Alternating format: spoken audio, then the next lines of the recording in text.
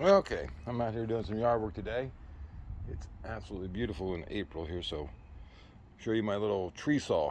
This is a Jameson brand, made in USA. This is what I chose because I've got quite a few trees, as you can maybe see up there. This is only just a small part of them, but I got big extension ladder, all that, but that's not always the best way to go, and you know, falling is not fun. So I got this. This is a Jameson saw, tree saw. It's a fiberglass. I assume this is all aluminum, cast aluminum, and nice steel blade. It's nice because it's extremely sharp, about 16 inches, curved it, and you can also adjust the different angles, so you can just move these and it'll basically turn that blade a different way. And on the poles, they're extremely nice, locked in. You can see how they kind of bend over and they snap in place.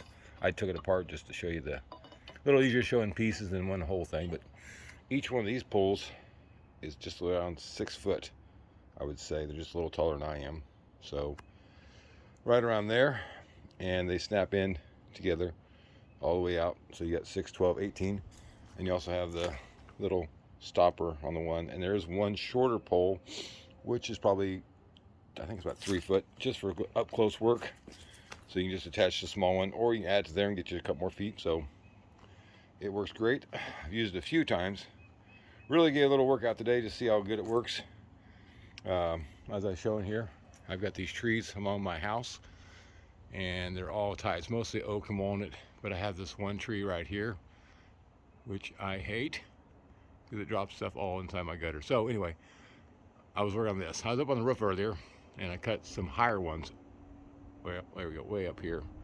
You can barely see where I cut some up here.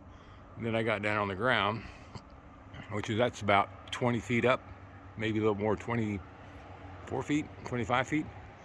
And this is what I was cutting.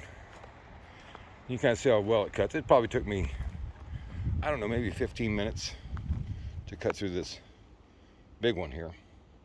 And, similar on this one here. So, and there's a smaller one I cut earlier. So you can kind of see it varies on the angle you're at and your footing and how good it does have good sides and downsides.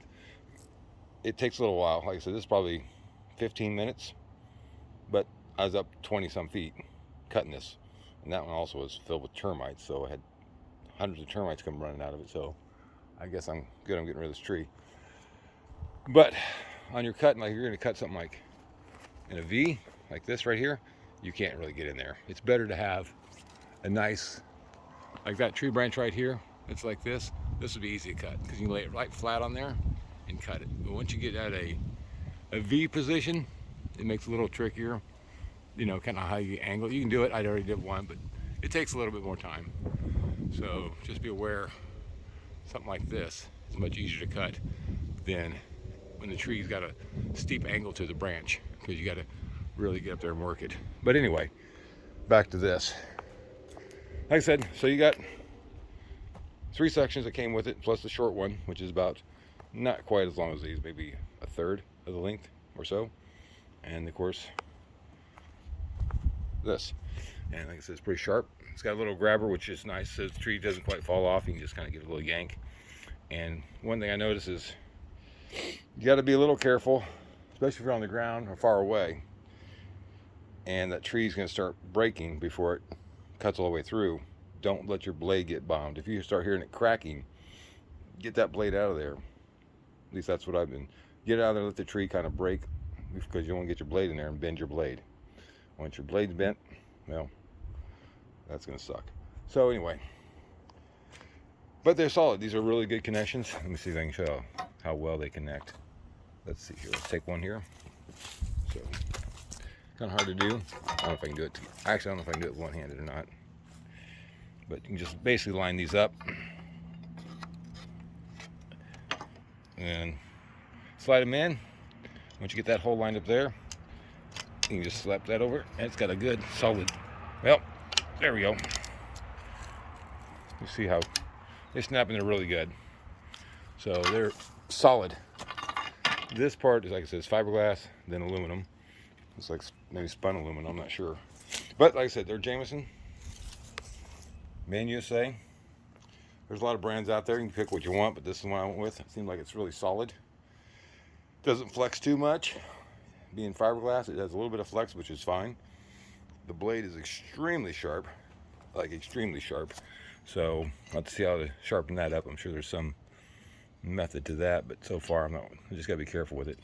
Don't hit it on anything. But like I said, I was up there 20 some feet off the ground, cut those two. I got a couple more down here. I cut one on, there was a big branch on this tree I cut off. I got some others. I'm basically just going to trim up all this along my house, is my goal is. I probably am going to have to hire somebody to come in here and get that top off, because I ain't doing that. But anyway, if you're thinking about getting a tree saw, think about this one. It's whatever you like, but this was a little more expensive probably than most, because it is American made, but you get what you pay for.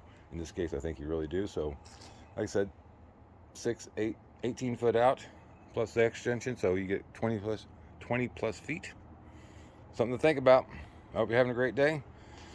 Talk to you later. Bye.